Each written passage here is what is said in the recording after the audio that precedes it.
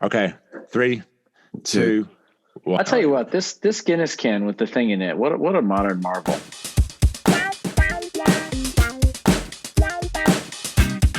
Hello. Welcome to Bants with Boo. This is Tam Mutu. It's a Thursday night.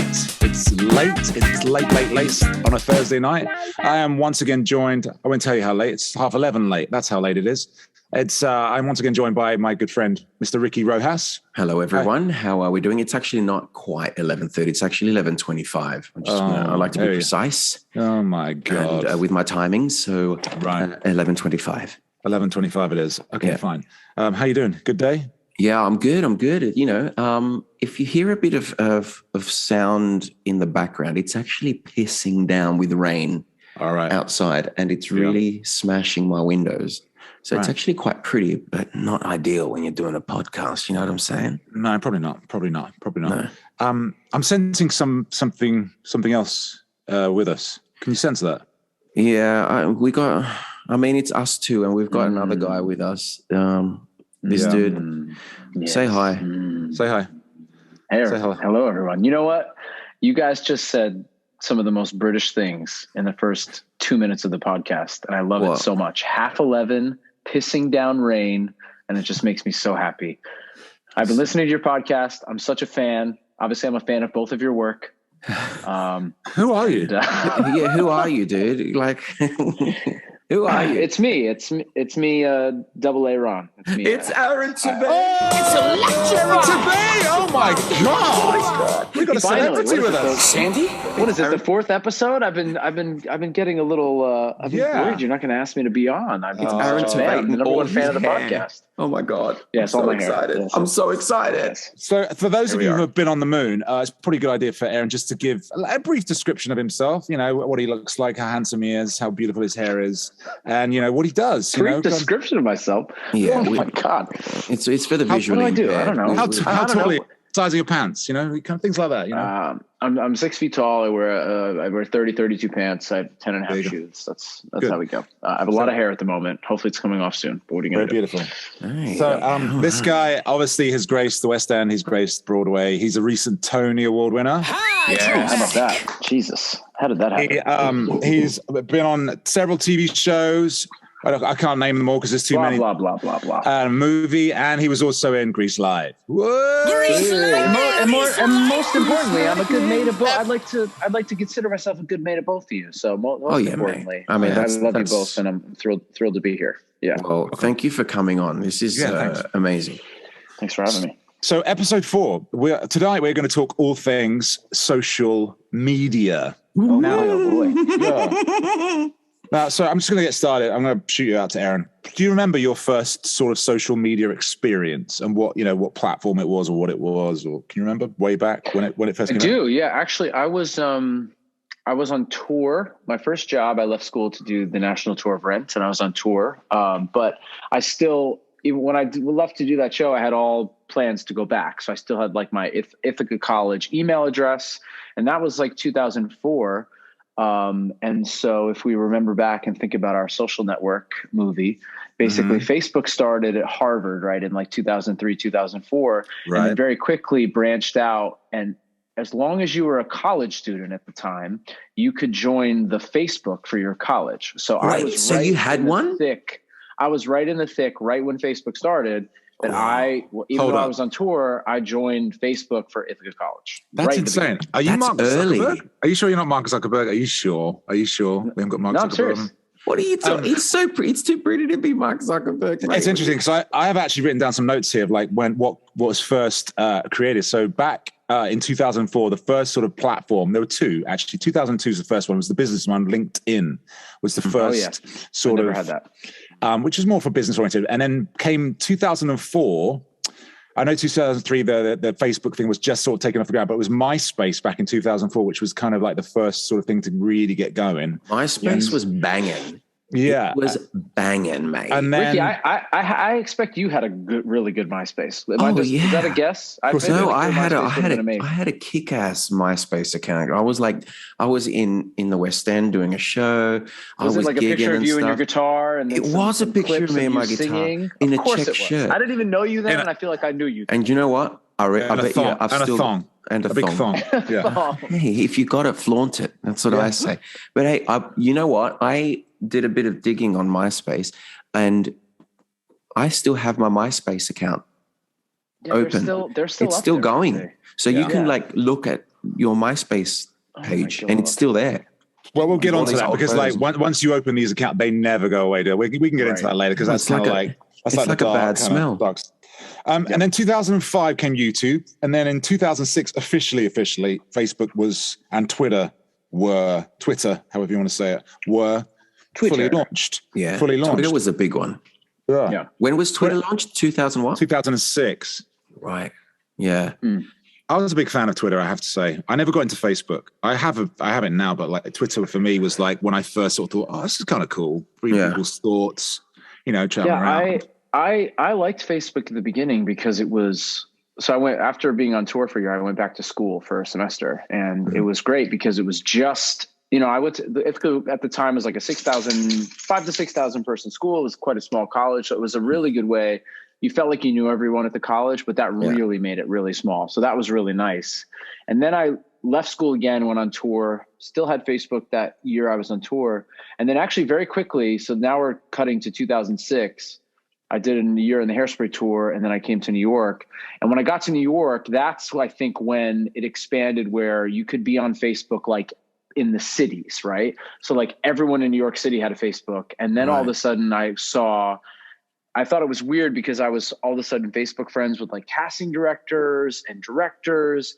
And I very quickly was like, wait a minute, I don't want these people to know anything about me because I want to be able to walk into a room and suspend all their disbelief, right? So actually, I don't want them to know that I'm a dickhead. No, seriously. Like, I don't want them to see a picture of me with my friends and think that's that guy I saw the thing, right? So actually, very quickly for me, I was one of the first people out of the gate with Facebook. And then I deleted my Facebook in 2006 and didn't have any social media for the subsequent 10 years. Yeah. For 10 years? I didn't have any social media then again until Grease Live, Sandy, end of 2015. Grease Live, Grease, Sandy. I was basically forced to get social media because they wanted us all to like push it all out. So, but for that 10-year period, as everyone was starting with Twitter and Instagram, I had no social media for that whole 10 years, and I was actually vehement that I would never have it. Wow. Interesting. Yeah. So that was going to be my next question. So I was going to say, like, so basically your first experience of social media was actually pretty positive. You quite enjoyed it. And at the beginning, it was great. It was really small and insulary, and I feel like it really helped at college. But then I just, for whatever reason, I just was like, you know what? I know I'm quite a private person, as both of you know. And I think even at that point in my career, I was like, you know what? I want to leave a little bit left to the imagination, especially with people that I'm going to have to be convincing to hire me to play a part. So I don't want them to have any preconception about me. Mm-hmm. So I'm going to put this out to both of you, because obviously I want to keep an eye on the time and keep things moving along. So just as a general, what would you say social media, would you class it as a positive or a negative in the world right now? Oh, it's a tricky one, isn't it? It's just because it's evolved and it's become this monster, and it's only going to get bigger, I think. It's just, I think in its infancy it was good because it wasn't what it is now. Do you know what I mean? I mean, it's got to the point now where, like, even in our industry, musical theatre, right, casting directors are sometimes reluctant to cast people that don't have a big following because they want to use your social media platform to do their marketing. Right. And that's not how it should be. It's not, that's taking away from the talent. Do you know what I mean? Yeah. Did you guys see that? Did you guys see that? There was a documentary, and it was about like social media per se. I forget what it was on. Was it on Apple or Netflix? Is it called The Social Dilemma? Social Dilemma? I haven't seen it. You need to see that. That's a very, very, very good documentary. And like, do you know what I found fascinating on it? Was like when they first created I believe it was instant or the like. Do you know the like button? Yeah. I saw this. So all the people, like the coders that created the like, are basically all in therapy and have post-traumatic stress disorder because that like button on was Facebook not meant to be. Changed everything about social media. It basically made and got us to where we are today, that everything is driven by followers and likes. Yes. And it was just like a totally innocuous thing. Feature that they added to Facebook, and like whatever the 6 or 8 coders. That's very correct. It's the huge regret they have in their life that they created that. It was meant to be a positive. It was meant to be totally a positive, right. Like a cool thing that everyone jumped on board. But like, obviously people were having, traumatic experiences basically with like dislikes, because there was a dislike button added, or, and then you check your thing and you're not liked enough and all that. So it's become this whole thing. And obviously now we have people with like, social anxieties and all the rest of it, and like bullying, and it's become this whole thing because of that, which is, I found if you haven't watched that show, everybody, it's crazy, hasn't it? You need to watch that show. To answer your question, Sam, like what if I think of it, the positive negative thing changes for me constantly, daily. If you'd asked me for a long time, obviously I didn't have it for 10 years. I thought it was, I was like hoping it went away. I thought it was really negative. It was like all this stuff. I do see some positive things about it, like for instance, our show, like, and for me, like, the fan community surrounding Broadway and like what we do, I think is a wonderful thing. And it's an amazing way to be able to connect with people, and it brings those people together, which I think is a super positive thing. Yes. But agree. there's a lot of negatives too, it's like, it's definitely, to be completely honest, social media has been a bane of my personal life on and off for a very long time. Basically for the last 15 years, I would say it always becomes a thing in some way or another, as a person that's trying to be very private. And, I joke, and I probably said it to both of you, but I do believe this. I wish that we were all kind of getting to do this as actors, and it was 1996, I you know what I mean?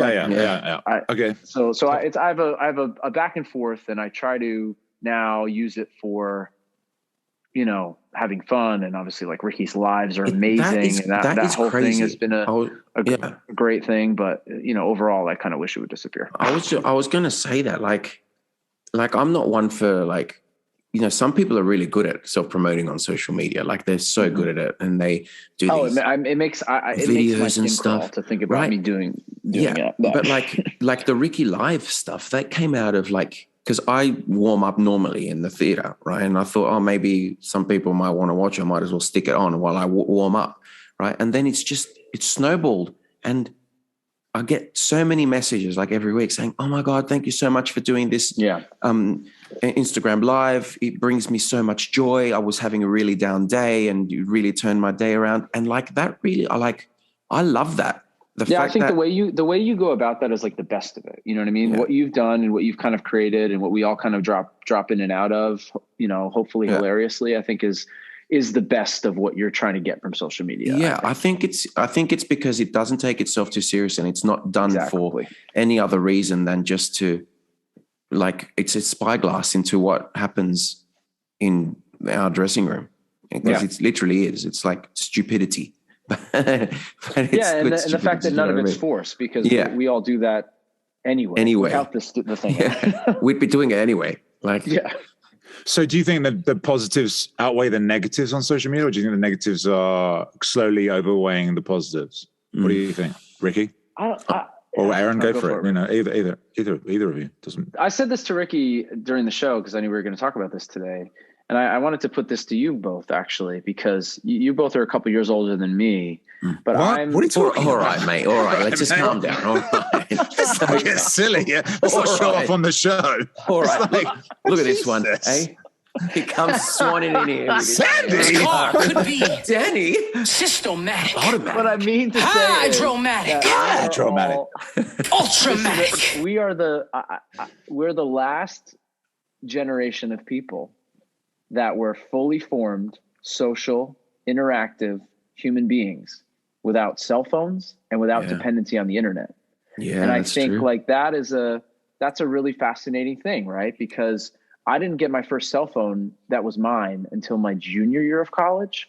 And I remember going to my parents in 10th grade and saying, we have to get the internet. And my parents were like, what is that? Right. So we were already people and already functioning socially without that. So I just think it's like it's a very definitive line to our generation and basically to the people that are directly younger than us. And now this like, TikTok and, people your son's age, Ricky, like those people, their whole life is about the internet and they're, you know what I mean? And so I think that I listened to a podcast recently about like, the moral idea that like Mark Zuckerberg or something could just pull the plug on Facebook. Right. And what it would do, or the people that, just basically hit off. But I think we've jumped that shark. The cat is out of the bag. You know what I mean? Like our culture revolves around social media now in that way that if they did that, if Facebook or Meta, whatever it's called now, decided we're going to delete everything, something else would pop up and take its place because it now needs to, So I think 5-10 years ago we could have stopped it, but now we can't stop it. It needs to feed the addiction. We would be a world full of crackheads, honestly. Do you know what I mean? It's like, could you imagine if they pulled the plug? People, there is a specific like disease where people go into withdrawals, like if they don't have social media, It's like literally a thing. I don't know how you guys think about that. I think it's fascinating that, not to like blow smoke up our own arses, as you would say, but that we were fully formed people without that. I think there's a lot to be said. I mean, like for social interaction, like physical, so like how to behave with people. I think I still remember all my childhood friends' home phone numbers because you had to memorize it. Yeah, that's very good. That's you know what I mean? Thing. Yep. It's like things like that, like. We're just like how many cell phone numbers do you have memorized? 1, 2, maybe? Yeah. I can't remember my number now, dude. Like I can't. Honestly can't. Yeah. The lack of communication since all this has come along as well is kind of telling, isn't it? You just see everybody sitting on trains and just like with their heads in their phones. And I'm my kind of like theory on this is like with evolution and how long before people's spines start to curve and they've got these kind of hunchback necks and we become some kind of freak creature that do you know what I mean? Like we're already cyborgs. Yeah, when you see people walking down the street and like you just walk through like I have to walk through Penn Station every night and everybody's walking like they've got like a phone in front of them and their head down and just it's insane. It's insane. It's like a sea of people all doing the same thing. And even when you sit on a train, no one's looking out. I mean, on a subway, no one wants to look out the window anyway. But like if you go like for you're on the Metro North or New Jersey Transit, you can see some outdoor activity. Everyone's on their phones. Or a computer doing work from home or whatever, it blows my mind. No one actually sits and talks anymore. No one sits and talks. It's gone. I mean, that kind of, that kind of sort of that interaction seems to be slowly dying. Having said that, like you see photos back in the 1920s of trams and trains full of people just with their heads in the newspaper. Right. Everyone was reading the paper. So they were doing the same thing then. It was just they were reading the newspaper. It's like people want to be in their heads. Yeah. Inherently. Yeah. Or zone out or whatever that means. How many people are actually like when they've got their head in their phone or are actually reading like news or reading articles or actually reading a book? Like they're swiping they're scrolling. Or they're pressing like or dislike. I mean, that's a generalization, but like, so in terms of like that, I'm just going to keep moving on. What in terms of like the actual, what value do you think you place on it in terms of like for you individually and also in terms of what we have to do as a business and in the industry? Do you think it's super important for people in the industry to have it? I mean, maybe this is like a privileged statement because I have somewhat of a social media following, you know what I mean? But I place almost no value on it. How many followers you got? How many followers? Yeah, how many followers you got? In reference to my career. You can look. I'm not. How many followers? I can't say that word out loud because it would go against. I'll tell you. Let's look it up. Fuck it. I'll look it up. I'm looking it up. So maybe that's like a thing where it's easy for me to say that, right? But I don't think about. I don't think that has any value against my work, and that's the way that I approach my work. You got 346,000 followers. That's on Instagram, right? Yeah, on the Instagram. That's a lot of people. That's a lot of likes, I'm guessing. Let's have a look on Twitter. What's he got on that? I mean, having said that you put no value on it, like To a marketing person. I mean value right? in terms of like the what I have to offer, or value of the way I think about it against the work that I'm doing. Of you know course. what I mean? Yeah. But like a marketing person will see that, and 346,000 followers, they'll be like, "Oh man, that's a reach." That's on Twitter. That's this dude Sandy has 106.7k followers. Interesting on Twitter. I'm so inactive on Twitter. You know what I mean? Like completely, and also Instagram too. I barely do anything on there either. You know? Yeah, but it's mostly for work. But also like I've not entered into anything. I've never posted an ad for something. I've never gotten paid for a post. Like I know that people do that as their business, and listen, good on them, right? But it's just for me personally, that's just not how I want to go about living my life, working, make whatever you want to say. You know what I mean? So I've just never done that. What about you, Ricky? Do you think it's like something we have to have in this industry right now, or like? I want to say it's not something that we have to have. I find, I think we're in a slightly different boat because I think all three of us are more established as performers. Yeah, that's what I kind of meant too. Is like it's a privileged position, right? You're already kind of established, so you're not starting out. I don't need it. I don't need the following, right? Right. But like someone starting out now, like say if Raf, my son, wanted to start in performing musical theatre and stuff. You tell him no straight away. I'd be no, what are you doing? You are stupid. You will become a doctor. Or in IT, go into IT, right? IT. Yeah, invent the next Facebook or something. But anyway, what was I saying? Lost my train of thought. If it's a young kid now starting out. Yeah, if it's a young kid now going into musical theatre or performing, a casting director is going to straight away look at their social media. How many followers have they got? Do they have a reach out there that they can use to promote the show that they're casting for?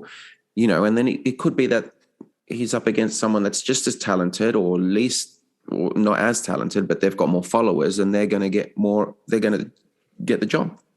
Right. I do still believe in my heart of hearts, though. Maybe this is naive that I think that the cream rises, you know? So I think like, even if people are getting parts or cast or whatever, because of that in terms of like longevity and like a career, like if you, and this is what the few times that I've talked to like college students or whatever. And I've said, you know what, just control your side of the street as you lot would say, like work as hard as you can, make sure you're ready for the opportunities you get. And hopefully it shakes out, you know, like, that's true. True. Yeah. But I might say to a little kid, like, go viral. You can sing, you can play the guitar, go make a YouTube channel and do covers and go viral. Like look at Justin Bieber, right? It's like, that's the way. It's like there is positives to that, right? As opposed to just, no, that's you now have a platform for your voice. Yeah. It gives people access and outlet for people to see what they can do and what they, you know, so that I think is independently, exactly. I think, you know, which I think scares a lot of big corporate, like, especially in like the music industry, record industry. Yeah. Of course. Yeah. It's like they're doing it themselves. It's like everyone's doing it themselves these days. I kind of feel like with everything that's going on, the way things have moved now, like I think it's very, very difficult to succeed in most things now without some form of social media. I do believe that. I don't think you can, to do whether it be with advertising or whether it be to do with like marketing specific things, whether it's your business, whatever business you have. I think without social media now, it's so everyone's, you know, with all the links and, you know, like ads in description, all these things that sort of like these pop-ups that you can get and everything like that happens with it. It's, to me, it just seems like there's just no escaping it. I think you are sucked in. Everyone's on it. Everyone's on it. And so you can't beat them, join them kind of thing. Do you know what I mean? Yeah. Crazy. Yeah. How are we doing for time, Rex? I forgot to press start on the stopwatch. We're like 20 minutes in, I think. Not that long. I've got 15 minutes, so it's about 20 minutes because I started 5 minutes into the thing. Such an idiot. Such a dick. Sorry. So the overall feeling is like we think it's a mixed bag, isn't it? Really? Yeah. It's like if you think about some of the negatives. What about the negative? So like the negative side of things, would you class like, say, for example, like blogs? If I throw that in, would you class that as a social media thing or would you class that as something entirely different? like blogs where people like write their thought, and like and then post. Yeah, I don't know that in my head like predates social media. So the blogs and stuff, that kind of community and those forums, I think predated social media. So I guess they're in a way, but I view those differently. Yeah, they're like websites and stuff. Yeah, where you can post your thoughts and things. Yeah, I mean, have you ever blogged, either of you? No. Have you ever written a review or like those fucking TripAdvisor people like I went to like kind of like Yelp or something? I went like a Yelp review. I went to Les Escargots and the salmon was so bad. Oh, yeah. I went to Moulin Rouge and I especially loved the Duke. He's so handsome. And the guy playing Sandy was so sucky. Sandy. Sandy. Yeah. Have you ever done that, either of you? Never. No. Never. Not once. Don't lie, Ricky. Not once on anything. You've done it. I've not. Actually, you know what? I've like. Here we go. Let's hear it. Hold on. Not unlike. It wasn't a review per se. I went into a cafe once. And I wanted to sit in a specific part of the cafe, but there was no one in there, right? And they were like, no, you can't sit over there. You have to sit here. And I was like, yeah, but why? Like, I would like to sit there. Yeah, that's not open. But there's literally no one here, and there will be no one here for a while. So why does it matter? I got so irate, and I had to post it on Instagram. Oh my! And I was like, "This is ridiculous." Hashtag not impressed. That's what funny. A dick. I was so upset though. But that happens. It's like that's why like trolling happens. People get upset and they're like, "Oh, I'm going to give them my 2 cents." Do you know what I mean? And then people let rip, and then because there's no face to it, it's like people just say what they want and be really nasty. They're trolling. Right. So have you ever got involved in like those kind of online sort of discussions where people start to vent and then you start to defend? Have you ever gone into those, either of you? No. I don't think so. No, I haven't. I had to literally save my wife last year from her sanity from doing that. We were really? Yeah, it was during pandemic actually. She got involved. It was all like during the election stuff and like some of the Trump behavior and all these things that were going on, and like I'd see her literally disappear down to this abyss of like her phone, and it was like steam was rising off her, and she'd disappear like into other rooms for periods of time. And then come back seething and like stomping. I'm like, what are you doing? And she's like, nothing. And like, you're trying to, I'm like, you're on Facebook again, aren't you? And she's like, you're on the fucking forums. And she's like, no, well, this person's saying this and this person's, I'm like, oh my God. So It's ridiculous. So you can really easily go down those rabbit holes. The only time, and I still do this actually, I'm going to own up. I'm going to be honest with you both right now. I'm being completely transparent. I watch a lot of sport, as you both know, and I'm obviously a massive Manchester United fan. And I like to watch some of the fan forums and stuff like that, just to see if my thinking, my coaching mind, my football, background mind is like anywhere in measures up with the masses. Yeah, it's also in the same stratosphere, or if I'm obviously far superior to their like tiny little brains. But it's fascinating to think you can watch a game and what people see or what they choose. And you could argue the same with if you go to theater, like, oh, I love that. It's all opinion based sort of thing. But like, I listen to like whatever the one of them's called the United Stand, and I'll listen to that, and then I'll read some of the comments. And sometimes some of them make me so angry. And you know what? I don't get very angry very often. Let's just take that if for people that don't know, Tam plays FIFA in the dressing rooms, and it's like if the Hulk was playing FIFA and didn't know what FIFA was. I've never experienced someone screaming at AI with the veracity that Tam does. But like he gets angry at it. There's got to be a time though when they create a computer game where you can actually talk to it and then they respond to what you're saying. I mean, that's got to be. Dude, in our lifetime, you're gonna, speaking about all this social media stuff, where it's going, you're gonna plug in and you're gonna be in the game. Yeah, my favorite in the game. Well, that'd be great. Anyway, let me finish. So I will literally respond to these fucking a-holes and heathens with their opinions about, you know, he's like, oh my God, some of them are so like moronic. I'm like, he's a great player. I'm like, oh, okay. I love that you don't even know what they sound like though. That's the voice. No, but they all remind me of like an episode of Ted Lasso. Do you know what I mean? Like absolute morons, who have no. Yeah. No, it's a wanker. No sort of like culture or understanding of like anything other than the British Premier League. And like, he's proper good. He's proper good. He works. He runs. He's got good energy. He's passion. He's got good legs. Interestingly, though, like, you know, talking about those kind of threads in terms of like, you know, just bring you back to like a Broadway show, for instance, right? It's like somebody way smarter than me told me many, many years ago to don't go looking at that stuff, because if you believe the good stuff, then you got to believe the bad stuff. 100%. That's the same with the reviews. That's the same with the real reviews. Thing. Same thing with reviews, but the same thing with online stuff. And I have basically tried my best throughout my that's good advice life to not seek that stuff out and just not look at it and try to not even pay attention to it. I actually would never. To say thank you for the support. And just try to like let anything I see go in one ear and out the other. Yeah. I actually don't read reviews until generally, I say that, but I actually did break rule of thumb with Moulin Rouge. I actually don't read reviews until I've finished the production generally. And then I'll go back and revisit it and see how hated I am. I made that mistake with Moulin Rouge though, sadly. And it was, it was a mixed bag, but it was, it was an interesting, no, I just don't think it's a healthy thing to do. It's the same thing as like, because you can get into it on your like your Twitter feed, and when people are posting like, "Hey, good job," or whatever. Or who cares? It's a rabbit. They are rabbit holes. You can go down a rabbit hole very. I mean, it's literally the equivalent of one person that's been given a platform to voice their opinion.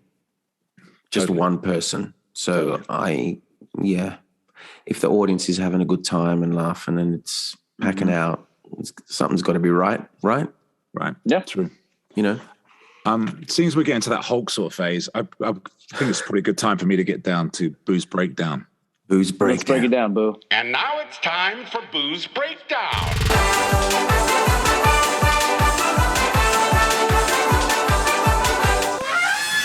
So you both will be aware of this thing, whatever it's fucking called. Cameo. What the fuck is... Right. Listen, I know you're probably on it. You're on it, aren't you? Yeah, I was on it, but only because like in the pandemic, like in last March, the March before when the Rona first hit, I was like, I'm bored as fuck. What am I going to do? Right. Like I was stuck. I was like, what do I do? And now the concept to me, like I went on it. The kind of concept to me, like I thought, oh, that seemed like a good sort of thing. And then I sort of dug a little deeper and then sort of got to understand it a bit more. And then I'd see people basically abusing it to get like payments and shit. And I'm like, what the fuck is going on? I don't know. I just feel like that's everything that's wrong with the world is that platform, in my opinion. I don't know what you think, Aaron, but like that really bugs me. I've not done it. I've been asked to do it and decline. It's just not for me. You know what I mean? Like I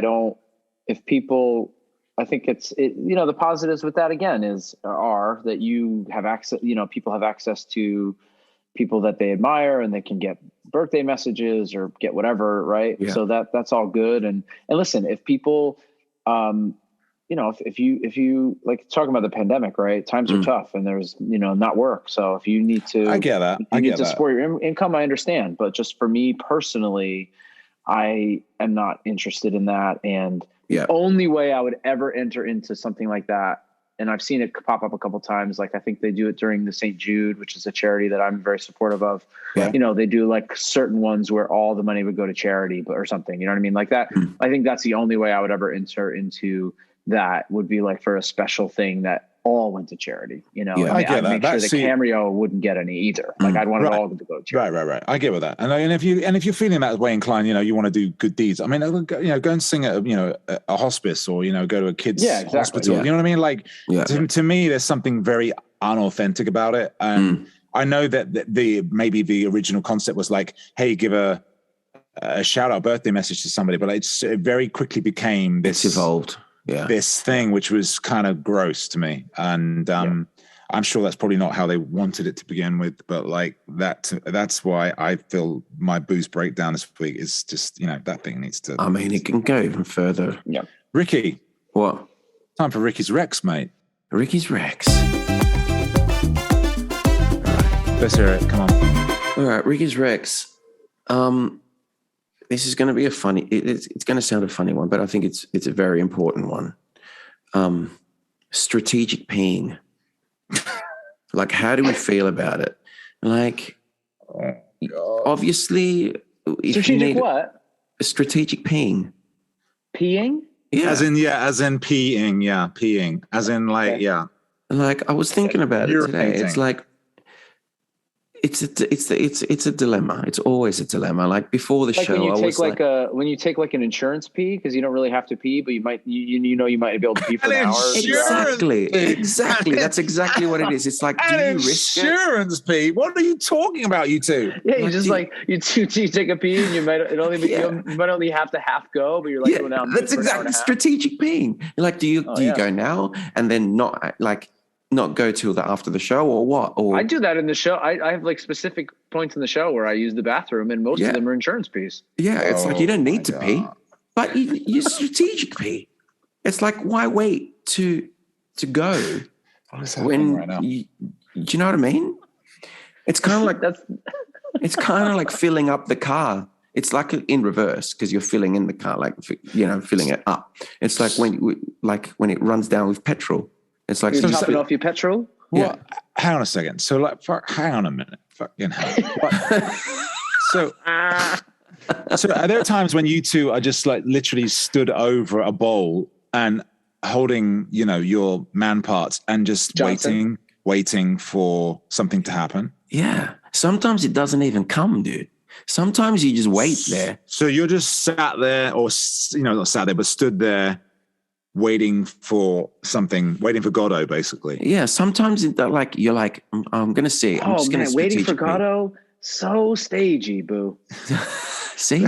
Dude, Aaron, bro, I told you I'm a fan of this podcast. He just professes. But the reason I said wait, that's because someone mentioned it earlier on, that's why. Someone mentioned that earlier on. Yeah, whatever, dude. And they did. Whatever. It was in my head. So get back to the point. You two are the ones that stand there holding your Johnsons, like waiting for pee to come when you don't need to go to the fucking toilet. So let's get back on track. I haven't had many times in my life where nothing comes out. Like obviously I can always get a little out, Also, here's hold on. I'll just give a fact. This is a fact. You can always pee without pooing, but you can't poo without peeing. Oh my God! It is true. I disagree. It is true. I disagree. It is true. I disagree. Bro, you're going to go to the toilet. You're going to have a poo, and you're going to automatically pee, and you're going to be like, I disagree. This Ricky was right. Just took a real turn, but I think it was right. Oh God! Listen, I'm telling you, it's true. Agree to disagree. Okay, I need you guys to film it, and just prove it. Just upload it. Put it on Instagram. Yeah, film it. Put it on OnlyFans. We did Booze Breakdown. We did Ricky's Rex. How about Aaron Asks? So I've been listening to your podcast. Ooh, look at I'm gonna ask you something, Tam. He's getting a slot. I don't mean to put you on the spot here, but why didn't you like the Les Mis film? Oh shit! It's come back to bite him on the ass. He went there. Shit the bed. Look, you're going all like red in the face. No, I'm not. Actually, I'm not at all. I liked a lot of moments of it, but I just felt like as a whole, were the close-ups too much for you? No, I mean, I didn't particularly care for Anne, if I'm honest. I found her quite irritating. But, we're on first name basis. She's a good friend of mine. I actually enjoyed all you guys because I knew a lot of you in it anyway. Do you know what I mean? Yeah. And our section, I will say, was like a real theater play. We shot all those battles, the whole thing. Do you know what I felt about it when I was watching it? Do you know what it felt like to me? Les Mis is quite it's a long show, right? If you've been in it, you know how long I got the feeling that the movie had like a rushed element to it. You know what I mean? When you've seen this, like, I know that he cut around a lot of it. He wasn't going to do every single scene. And to me, I was missing chunks and missing important plot points, relationship points. And it felt like a blurb of it, you know, like a vignette of it. Do you know what I mean? Like a vignette of it. That makes a lot of sense. But that to me is different than not enjoying it. So that makes me happy to hear that was the reason. Because I think there was originally like a 3.5 hour director's cut. He should have done that, and he should have stuck with that, because, like, if you're going to watch Les Mis, you know what you're in for. Do you know what I mean? Like, you're not going to like. But again, you can't market a 3.5 hour movie, right? The studio is going to make it, no matter what you do, it's got to be 2 hours and 20 minutes. It's the longest they're going to allow it to happen. So that's what happened. But I haven't seen it, but I have heard, and I heard at the time that there was like a 3.5 hour cut. Interesting. And I've actually seen, speaking about online, that people are like, you know, release the director's cut, and I would love to see it, because I think that would be an amazing thing to see. And listen, since you put me on the spot, I'm not just saying this, but like, obviously, you know, and this is not me blowing smoke, but actually, you know, you are fantastic in it, and you know, but there are people within that movie who great. And I think some of the casting wasn't necessarily the best, and it was, you know, that's just my opinion. We don't have to be specific with people, but like, Russell Crowe's voice was pretty bad. Russell's very dynamic on screen though. He looks great. Cool. But you know what? Russell Crowe was so amazing to me on that set. So, you know, we had, you know, because listen, I had a moment where, right, we capture Javert, right? And so I had to basically stand in front of fucking Gladiator and be the person in power in this scene. Okay. That's cool. Yeah. And Russell pulled me aside and saw what I was doing. And he was like, "Hey mate, do you mind if I tell you something?" I was like, "No, please, Gladiator, tell me." He was like, "You have to remember in this moment," he's like, your face, it's going to be in close up on your face, and your face is going to be 40 feet tall. Everything you're doing is right. He said, just do nothing and say it to me in this moment. And I was like, thank you, Gladiator. So, you know, again, like, I had a very, wonderful experience. What a lad. He is very much like that, though, isn't it? He is very much like that from what I've heard of him, because obviously I know friends who are very close with him as well. I can't get too much into that, but like, he is very much about stillness and doing less. Oh, but again, like, to have, you know, you got to stand in front of Gladiator himself, and you're the one in charge. Right. Nice to hear that. So, I'm like, for example, I'm a huge like Sacha Baron Cohen fan. I'm a huge Sacha Baron Cohen fan, and like, I don't know what he was doing in that movie. He was like all over it. It was weird. It was just like kind of crazy. And Helen Bonham Carter, I didn't work with him at all. It's just there was some weirdness which I just couldn't get my head around. And it was just such a. I mean, you know, like, you know what I mean? It was like, I'm sure it was when I was on set, I couldn't believe that I got to be there. It was like, I get that. I was amazing. I mean, you were amazing. I was half kidding when I asked you that, but I'm actually grateful and happy to hear why, because that makes a lot of sense, you know, as somebody that is so close to it. And release the director's cut. #, release the director's cut. No, they should, because like, I think people who watch that movie want to see the whole thing. You know, you want to see the whole, you want to listen to the whole score. You want to listen to all of it. You want to appreciate every nuance of the character that was written, because, you know, you don't go to Les Mis to sit for 20, you know, I'm not saying it's 20 minutes, but like, you want to get all of it. You want to get the whole nitty gritty. That's right. Yeah. Oh, that's an interesting one. So we got like a little new addition. You might have to do a little jingle for that, Ricks. Aaron's ask. Aaron sounds like you're saying my ass. I know. I was just going to say we have to pronounce properly, otherwise people are like, Aaron's ass. We'll get like a million hits. I mean, I have no idea what time we're at, but we got 2 more things. So we got our next thing. Like, we're gonna play a little game, Aaron. And you heard what all this is, and it is called Would Boo Rather. Would Boo Rather. Would Boo Rather. We're singing this because we don't actually have a jingle for it. Because Ricky's lazy and he can't. And I'm not going to make a jingle for it. I think it's cute. There you go. Boo Rather. Right. And Boo being you today, Mr. Tveit. So, and here I have it for you. We're just going to do one because, you know, it's getting late, and we have done 8 shows this week already. It feels like that. Would Boo rather? Right. So to you, Mr. Tveit, have your beautiful mane of hair become bald for the rest of your life, or so you're going to be a baldrick, proper baldrick. Wait. I just want to say something. and you're actually 23. You're not your age. Okay. Oh, you've upped the ante. Yeah. He's upped the ante already. Yeah. Okay. Well, I thought he was 20. No, he's not 23. He's 43. Isn't he? 43. I'm 43. Anyway. Oh yeah.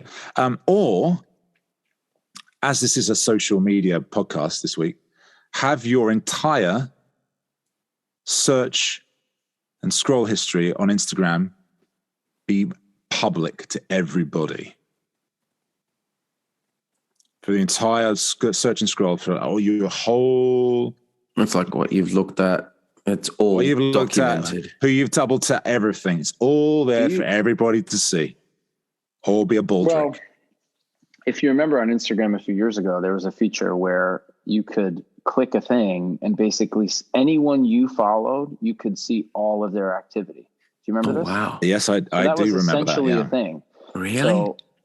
So you know what? I'm keeping my hair. You would? Take a look at the search history. Oh, he deleted that shit. Oh, Sandy fucking deleted. Because he's deleted automatic. Yeah. I can't wait for everyone to see all the golf meme accounts that I follow. Golf? Oh my! All the Nicolas Cage stuff. That's the other thing we didn't talk about, Tam. I'm an avid golfer. I've been close to scratch before, and you had a lot of things to say about that sport. About golf, yeah, it's we did speak about golf on our first episode. Yeah, I just feel like we are going to do one on the sports. Actually, we can do that another time. I'll drop in. I'll bring you back for that one. Like, is it a sport? It was one which we were going to do. We were going to do a podcast of like, is it really a sport? And like, I feel like golf fits into that category. I mean, I do appreciate how difficult it is. It is a very, very difficult sport, if you want to call it sport. But I feel like it takes up a lot of space around the world. I'm keeping my hair though. My search history. It looks pretty. Okay, it's so pretty. Are you surprised by that result, Ricky, or you think is that? I'm not surprised. I knew he was keeping his hair. We knew it'd be boring anyway. Just like golf and Nicolas Cage and cars and shit. So I guess this is like towards the end of the show. We got one more thing. I'm going to give you the Scoob of the week in a second because we always have to finish with Scoob of the week. But I guess it's time to say thank you so much to Mr. Aaron Tveit for joining us this week. Thank you so much. Thank you both. Bravo. I really, truly think you're doing so well with this, and I'm thrilled to be here and would love to come back anytime. You're a legend. We love you. You know that. Love you. Ricky, it's always a pleasure to be with you, and we'll get Aaron back on at some point. Yeah, maybe for the sport one. We'll see. But it's always a pleasure to listeners to do this for you. And tune in next week. We'll have something else for you. Who knows? Who will be here? We just don't know ourselves because it's so unorganized. Spontaneous. I think we're doing really well. I think you're doing great. If you saw our notepad, it was actually the instruction manual for Cam's coffee machine. Oh yeah, what was that? I mistakenly walked in on you doing notes, and I was like, "What is that pamphlet?" It was the instruction manual for the Nespresso. He was writing on it. Of course. Oh fuck it! I'm going to write on this. This is this booze breakdown. Yeah. Of course it was. So, are you both ready for Scoob of the Week? Scoob of the Week. And bearing in mind, this is a show that's dear to lots of people's hearts. This is what I'm going to give you. So, ladies and gentlemen, I give you, and thank you so much for joining us tonight, Scoob of the Week.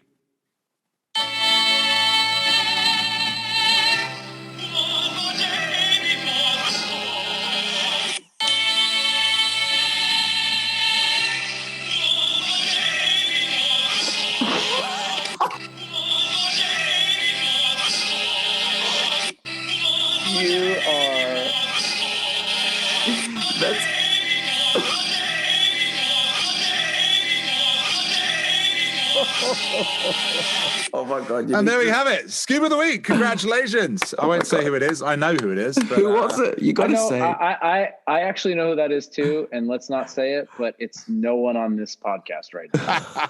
Are we sure? Can we prove it? Yes. Yes. Oh my God, come on, do you want to hear it one more time? Yeah.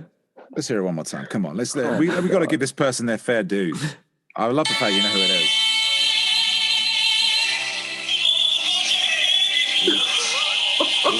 Guys, come on. On to us, ladies and gentlemen.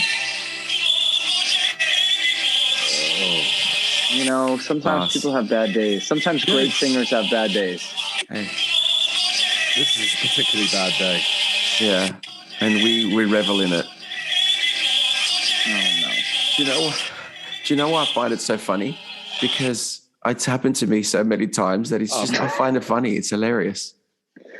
Well, there's that great YouTube clip of all the Les Mis fails, right? And the one is who's the Valjean that just screams in the I have that. Would you like to hear that as well? I do have that. Is it the Hungarian production? Is that what it is? I do have this. I do have this right here. So if you would like to hear it, of course you have it fired up. It's the Hungarian production. I have it.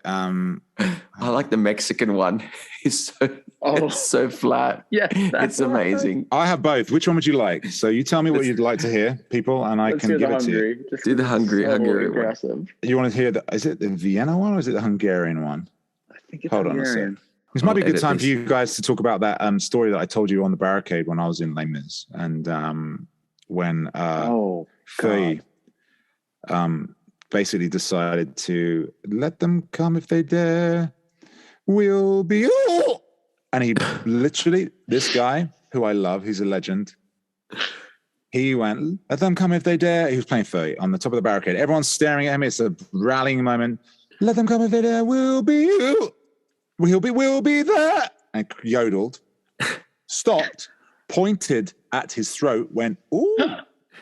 And then went, nah, and finished the fucking line. I don't joke. That is not a joke. And if anyone has seen our show multiple times, you've probably seen one of us do it or do it to each other. If there's ever a moment where someone breaks or cracks or is a little off, we will go ooh and point to our throat, because that's one of the greatest things I've ever heard. Oh my god! It's one of the funniest moments of my life. The whole barricade shook. We all turned off. It was unbelievable. The fact he even took the second to go point at his throat and then finish it. Insane. So here's the. I did it today in rehearsal scene 1. Did you see? Because I went. Sometimes I go up and I go Marie, right? And I went Marie. And I went, point right in my throat. Marie. Right. It was in Les Mis mode. Here's the Mexican one. So here we go. The Hungarian one, it was on my computer, but I just need to have it right now. So I'll have to get that for next time. I love that you have that just fired up. You're so stagey. Here we go.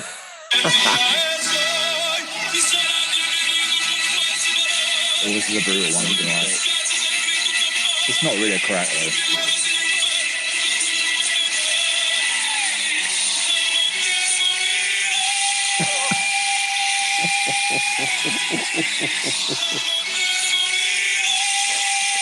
It's so good.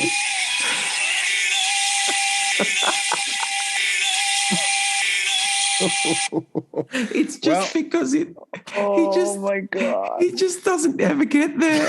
He just never gets there. That's not really. I can't really class that as a Scoob, but but it's so good. It is. This good. is a great story that a friend of mine told. I won't say who it was, and I won't say what it was, but it was a big television series, big war television series, big production. And they were doing this crazy battle scene, and it was quite emotional. It wasn't my friend; it was a buddy of his. And basically, he told this story that the director kept coming over and saying, like, I need more. I really need you to go there. I really need you to get there. All right. And then they run it back, all the explosions, everything. They finally go out. The director yells cut. He comes over and he goes, yeah, you never got there. Check the gate. Moving on. The director came over and said, never got there. Check the gate. They're just like on an island in the middle of nowhere. The guy's just like weeping. Like, wow. Shit. Wow. Okay. So it's that time to say good night. Goodbye, Thank you, everyone. You're a legend. We love you. Thank you for joining us, Ricky. Legends. As always, I shall see you next week. And love you. Bye. Bye, everyone. Love. Bye.